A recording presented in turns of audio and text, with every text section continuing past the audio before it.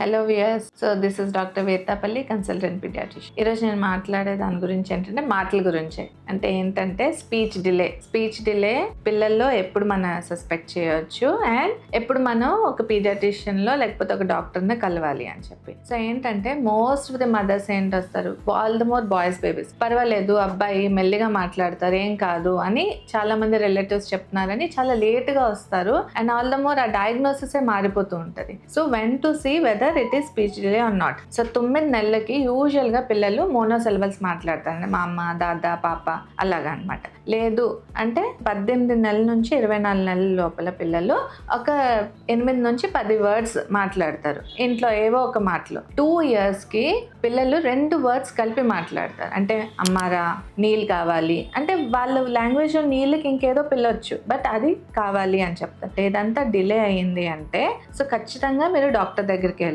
వెళ్ళి ఫర్దర్గా దీని ఏంటి ట్రీట్మెంట్ అన్నది చూసుకోవాలి.